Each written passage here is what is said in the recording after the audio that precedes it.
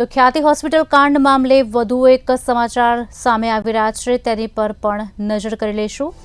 ખ્યાતિ હોસ્પિટલના ઓપરેશન કાંડ મામલે વધુ એક સમાચાર સામે આવી રહ્યા છે।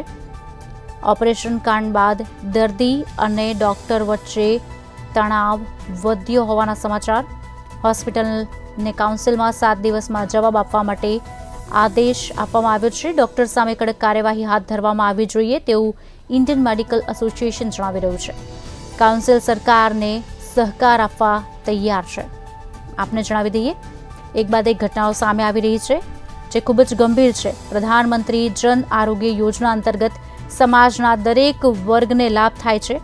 સમયાંતરે એસેસમેન્ટ પણ થવું જોઈએ જેથી લોકોને ફાયદો થાય।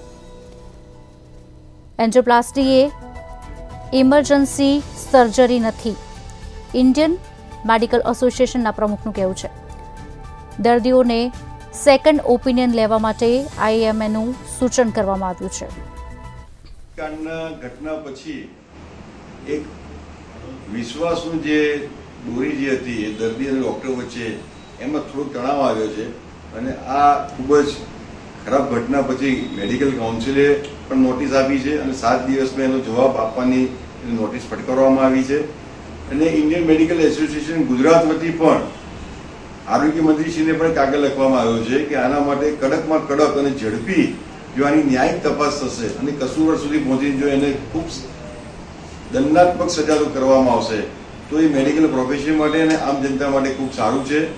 આના માટે કોઈ પણ સહકારની જરૂર હોય મેડિકલ એસોસિએશનની તો પણ અમે ડૉક્ટરો તૈયાર છીએ અને આવી વસ્તુના મૂળ સુધી જો જઈએ અને આમાં જરૂરી જે પણ આપણને તકલીફ લાગે, જે પણ કસૂરવાર લાગે એની સામે એક સારી કડક કાર્યવાહી જો થાય તો એક મેડિકલ પ્રોફેશન માટે ખૂબ સારું રહેશે અને આના માટે એક ઝડપી કાર્યવાહી થાય એવી અમારી એક માગણી છે।